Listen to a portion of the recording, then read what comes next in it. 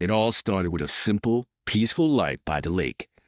I had lived in my house for over a decade, enjoying the tranquility of the water and the peaceful surroundings. My property was next to a beautiful, privately owned lake, and I had the privilege of having my own little bridge to cross over to an island where I loved to fish, relax, and enjoy nature. It was my slice of heaven until the HOA came knocking. At first, it was a polite letter, or so I thought. A formal letter from the Homeowners Association, HOA, claiming that my bridge violated some obscure rule about the structure being inconsistent with the neighborhood aesthetic. At first, I thought it was a mistake. My bridge was modest, a small wooden structure, nothing extravagant, and it had been there for years without anyone saying a word. My family and I had built it ourselves as a small project years ago, and it had served us well. It allowed easy access to my island retreat, a place where I went to get away from the daily grind. The HOA's letter came as a complete surprise. I hadn't been aware that the HOA could dictate such things about personal properties, especially one that had been part of the neighborhood for so long. I figured it was just a mistake, a misunderstanding that would be quickly resolved.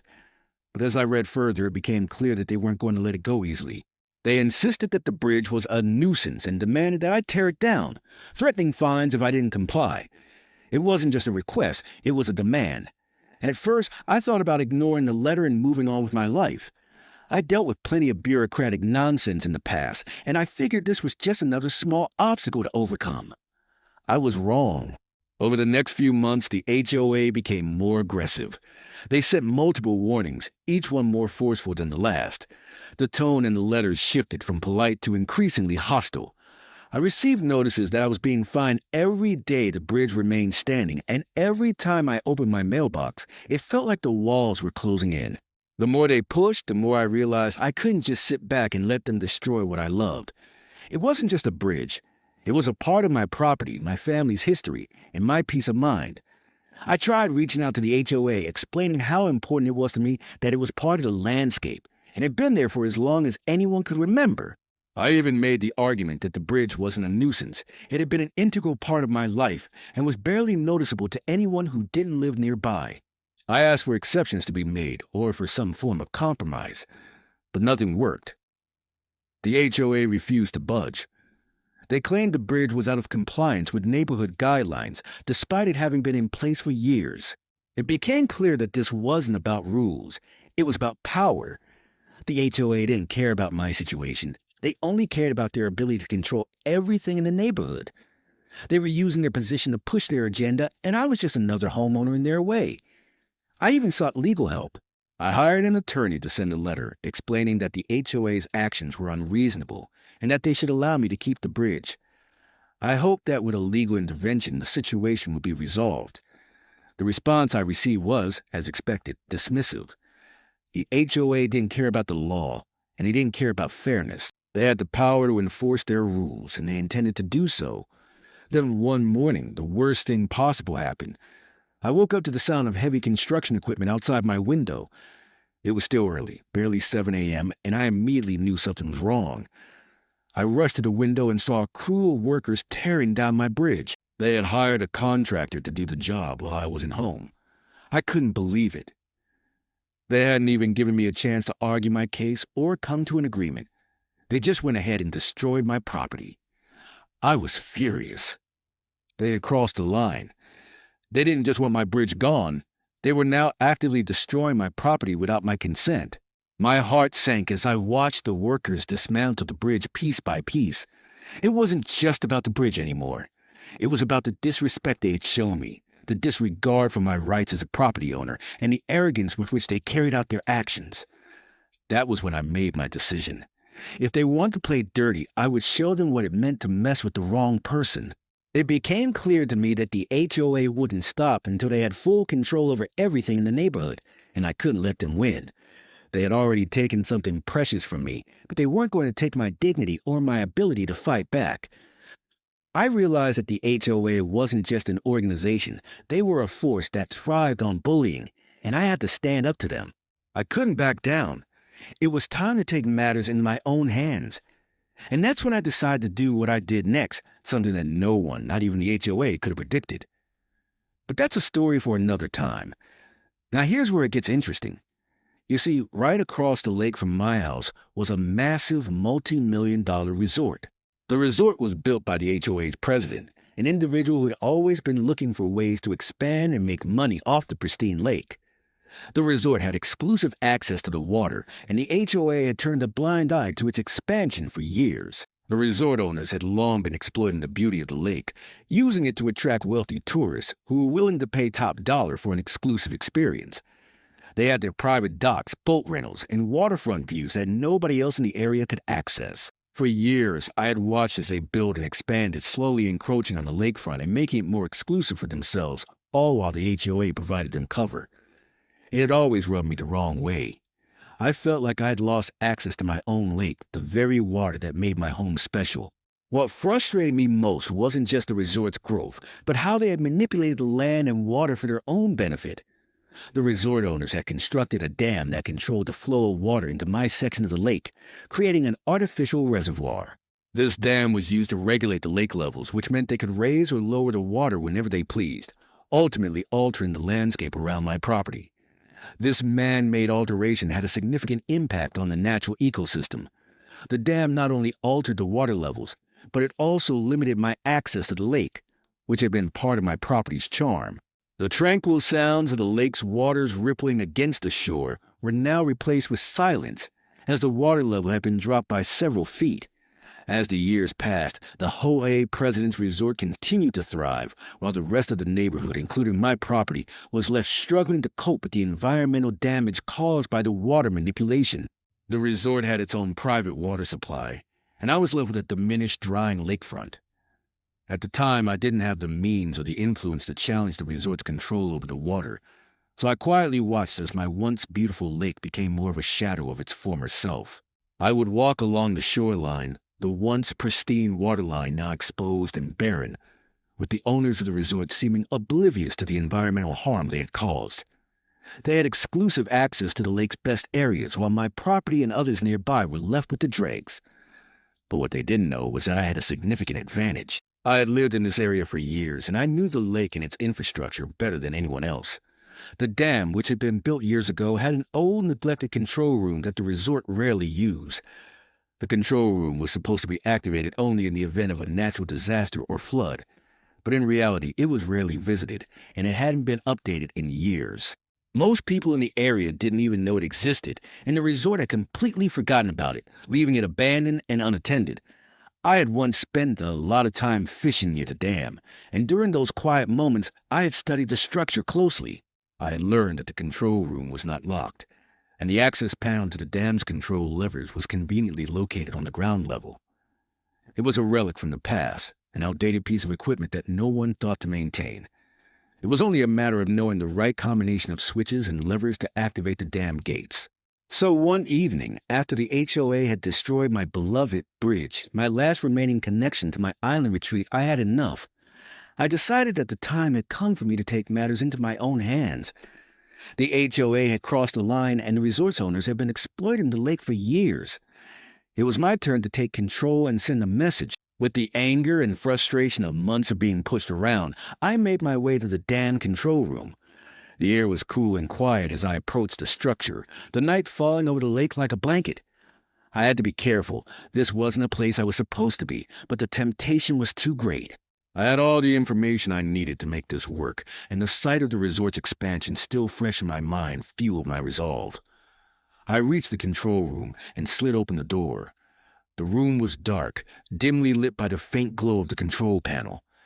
I felt a sense of power I had never experienced before. The levers and buttons sat there waiting, as if they were inviting me to take action. I knew that a few simple switches would be enough to open the gates of the dam, and that's exactly what I did. With a few flicks of the switch and a press of the button, the gates slowly opened. The results were immediate. The water from the lake began to pour out rapidly, flooding the areas surrounding the resort. The pristine, manicured lawns of the resort, the private docks, and the waterfront rooms were all now submerged as the lake began to drain. Within hours, the resort's once exclusive waterfront views had turned into a barren, dry riverbed. The water that had been held back by the dam was now gone, leaving nothing but muddy shores and abandoned structures. What had once been a $4 million luxury resort was now a disaster. The resort, which had been built to offer an exclusive experience to the wealthy, was now facing the consequences of its greed. What they had built with arrogance, I had destroyed with a few simple actions. The tables had turned. The water from the lake, which had been held hostage for so long, was now free to flow once again, and the resort's paradise was gone. The sense of satisfaction I felt as I watched their property turn into a flooded mess was unlike anything I had ever experienced. The resort's expensive infrastructure, built for profit, was now rendered useless, and the once lush environment had become a wasteland. I had sent a message loud and clear. Mess with the wrong person, and there would be consequences. The next morning, I woke up to chaos.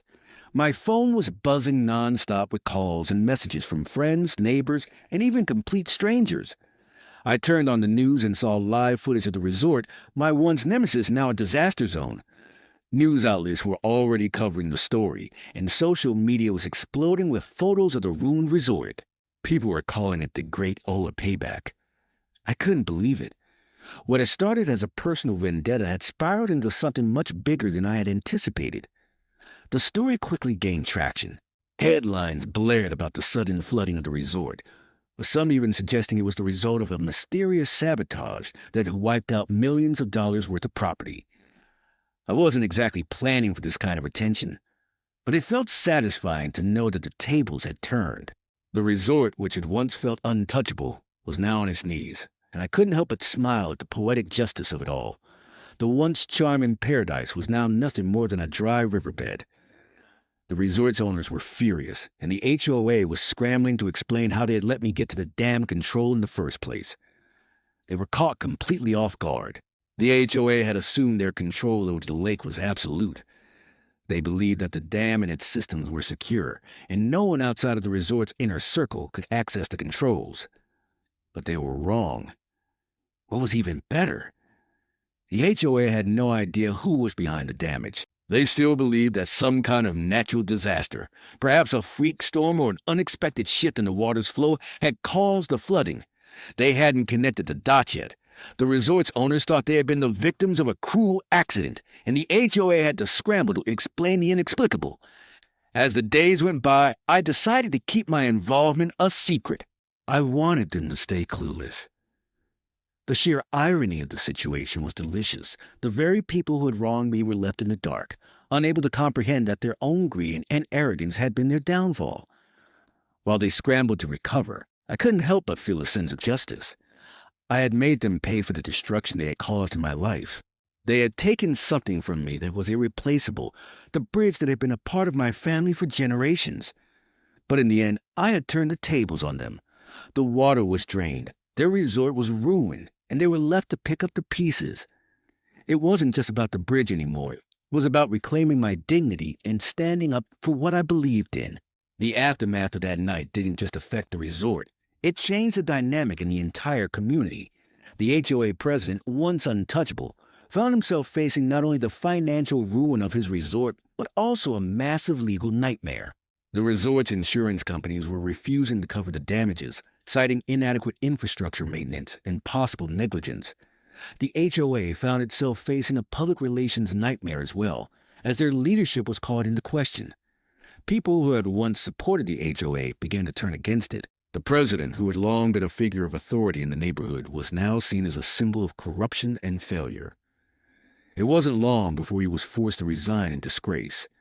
His empire had crumbled, all because he had underestimated the quiet homeowner living across the lake. The resort, which had once seemed invincible, was now a shadow of its former glory. The owners were forced to close their doors, at least temporarily, as they worked to salvage whatever was left of their operations. The pristine water views that had made their resort so desirable were now tainted with the memory of their greed. The pristine lake they had once claimed as their own was now shared by the entire community. As for me, I wasn't just another homeowner anymore. I was the man who had brought down the HOA's empire. The sense of power and satisfaction that came with that realization was indescribable. I had done what nobody thought possible. I had taken down the very institution that had long held sway over the neighborhood. The idea that I could stand up to them and win felt almost unreal. And while I still didn't have my bridge back, I knew that I had done something that no one ever expected. Sometimes standing up for what's right requires more than just words. Sometimes it takes a dam. It takes action. It takes knowing that the system's broken and being willing to challenge it even if it means taking risks and facing consequences. But I learned something important through this entire ordeal. When you fight for what you believe in, sometimes the victory is worth more than the battle itself. The HOA, the resort owners, and the entire community had learned a valuable lesson. It wasn't about having power over others. It was about respect, fairness, and understanding the value of every individual's rights. I had shown them all that sometimes even the smallest voices could be the loudest when they fought for what was right. In the end, I wasn't just a homeowner anymore.